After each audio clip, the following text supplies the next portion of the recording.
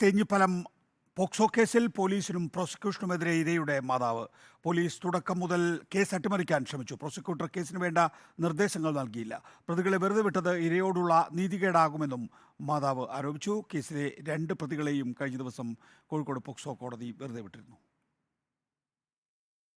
എന്താ സംഭവിച്ചതെന്ന് വെച്ചാൽ ഇപ്പം അന്വേഷണ ഉദ്യോഗസ്ഥർ തന്നെ എല്ലാത്തിനും ഇതായിങ്ങാണ്ട് നിൽക്കുകയാണ്. പിന്നെ എങ്ങനെ കേസ് നേരെ പോവുക? പിന്നാണെങ്കിൽ PP ആണെങ്കിൽ നമുക്ക് വേണ്ട രീതിയിൽ പറഞ്ഞ് തന്നിട്ട് വേണം നമുക്ക് എന്തെങ്കിലും ഇതാവണമെന്നുണ്ടെങ്കിൽ വേണ്ട രീതിയിലൊന്നും അവിടെ നിന്നും കിട്ടിയിട്ടില്ല. കുട്ടിക്ക് വേണ്ടിയിട്ട് നീതി കിട്ടാൻ വേണ്ടിയിട്ടല്ലേ ഏതൊരു ആളുകളും ശ്രമിക്കുകയുള്ളൂ.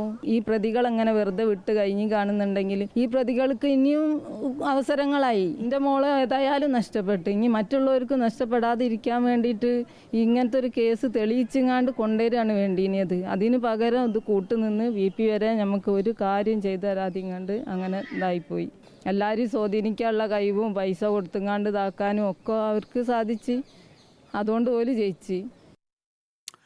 രഞ്ജിത്ത് വിശദാംശങ്ങളുമായി. രഞ്ജിത്ത്,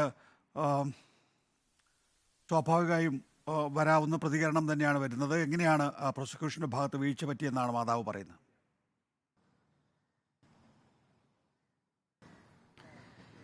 ഈ കേസിൽ പ്രോസിക്യൂട്ടർ പറയുന്നത് ഇതിലെ പ്രധാനപ്പെട്ട മൊഴി എന്ന് പറയുന്നത് ഇരയുടെ മൊഴിയാണ്. ഇരയുടെ മൊഴിയുടെ അഭാവത്തിലാണ് ഈ കേസ് പരാജയപ്പെട്ടത് എന്നുള്ളതാണ്.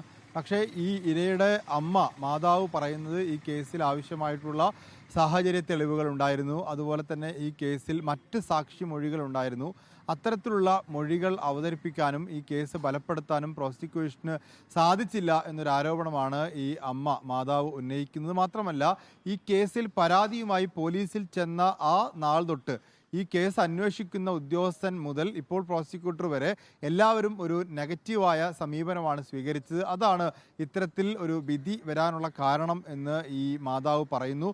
ഈ അന്വേഷണ ഉദ്യോഗസ്ഥൻ്റെ മോശം പെരുമാറ്റം കൊണ്ടാണ് മകൾ ആത്മഹത്യ ചെയ്തത് എന്ന് കാണിച്ചുകൊണ്ട് പോലീസിൽ പരാതി കൊടുത്തിരുന്നു. ആ പരാതിയിലും ഒരു അന്വേഷണവും ഒരു നടപടിയും ഉണ്ടായിട്ടില്ല എന്നുള്ളതാണ്. ഈ പരാതിയിൽ അന്വേഷണം ഉണ്ടായിരുന്നു. ഈ അന്വേഷണ ഉദ്യോഗസ്ഥന് വീഴ്ച പറ്റിയെന്നൊക്കെ അന്വേഷണ റിപ്പോർട്ടിൽ, സ്പെഷ്യൽ ബ്രാഞ്ചിൻ്റെ റിപ്പോർട്ടിലൊക്കെ ഉണ്ടായിരുന്നു. എന്നിട്ടും അന്വേഷണ ഉദ്യോഗസ്ഥനെതിരെ നടപടി എടുത്തില്ല. ഇപ്പോൾ പബ്ലിക് പ്രോസിക്യൂട്ടറുടെ ഭാഗത്തു നിന്നും വീഴ്ചയുണ്ടായി എന്നാണ് മാതാവ് ആരോപിക്കുന്നത്. ഏതായാലും ആ പെൺകുട്ടി ആത്മഹത്യ ചെയ്തു. ആ പെൺകുട്ടി മരണശേഷമാണ് വിധി വരുന്നത്. ആ പെൺകുട്ടിയുടെ ആരോപണത്തിൽ കേസെടുത്തെങ്കിലും ഇപ്പോൾ ആ 2 പ്രതികളെയും വെറുതെ വിട്ടിരിക്കുന്നു. ആ വെറുതെ വിട്ട സമയത്താണ് ഇപ്പോൾ മാതാവ് പ്രോസിക്യൂഷനെതിരെയും പോലീസിനെതിരെയും വീണ്ടും ആരോപണവുമായി രംഗത്തെത്തുന്നത്.